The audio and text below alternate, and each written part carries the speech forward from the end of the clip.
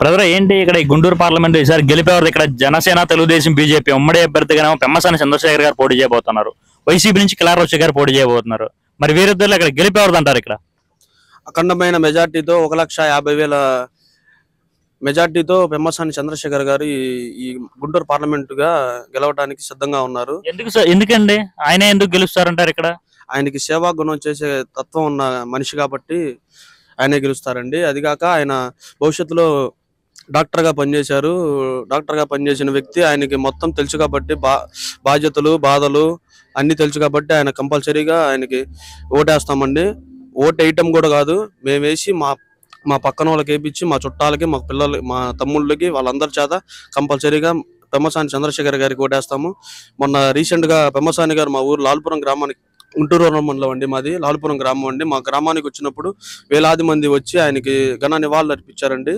స్వాగతం పలికి తీసుకొచ్చారండి మా లాల్పురం గ్రామానికి.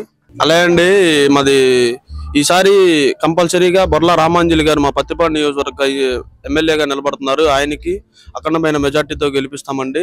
మా జన సైనికులు, టీడీపీ కార్యకర్తలు, వీర మహిళలు, బీజేపీ కార్యకర్తలతో ఉమ్మడమైన కూటమి కంపల్సరీగా గెలుస్తుందండి. పిఠాపురంలో ఎట్లా అయితే పవన్ కళ్యాణ్ గారు నిలబడితే పిఠాపురంలో ఎట్లా అయితే పవన్ కళ్యాణ్ గారు నిలబడితే పిఠాపురం నియోజకవర్గ ప్రజలు ఎంత గర్వంగా చెప్పుకుంటున్నారు, అలాగే మేము గుంటూరు రూరల్ మండలం కాబట్టి మాది పత్తిపాడు నియోజకవర్గం, మేమంతా గర్వంగా చెప్పుకుంటున్నాం అండి. బొర్లా రామాంజలి గారు మాకు ఎమ్మెల్యే అవ్వటం, అలాగనే గుంటూరు పార్లమెంట్ గా సభ్యులుగా నిలబడతామైన పెమ్మసాని చంద్రశేఖర్ గారు నిలబడతాం మేము చాలా గర్వంగా చెప్పుకుంటున్నాం అండి.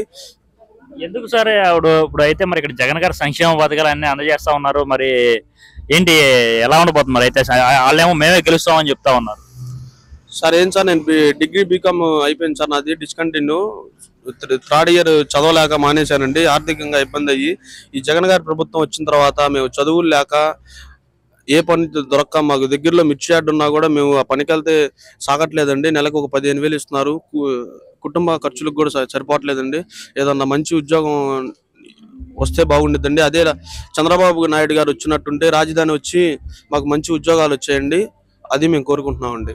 అలానే మా గ్రామం అని కాదండి, ఎక్కడైనా కానీ మా గుంటూరు రూరల్ మండలంలో ప్రతి ఒక్క కుర్రోడు ఆదివారం శనివారం అని లేకుండా ఎర్లీ మార్నింగ్ నుంచి స్టార్ట్ చేస్తున్నారండి. గంజాయి కంపల్సరీ, మెయిన్ గంజాయి తాగుతున్నారండి. గంజాయి తాగి అమ్మాయిలను ఏది ఇస్తాం ఎట్లా పడితే అట్లా తిరుగుతున్నారండి. ఫాస్ట్గా వెళ్తున్నారు, గంజాయిలు తాగుతున్నారు. విచ్చలవిడి గంజాయి తాగి ఎవరు చెప్పినా వినకుండా అదే ఉందంటే ఏంది మీరు మా జగన్ అన్న అని చెప్పి చెబుతున్నారండి.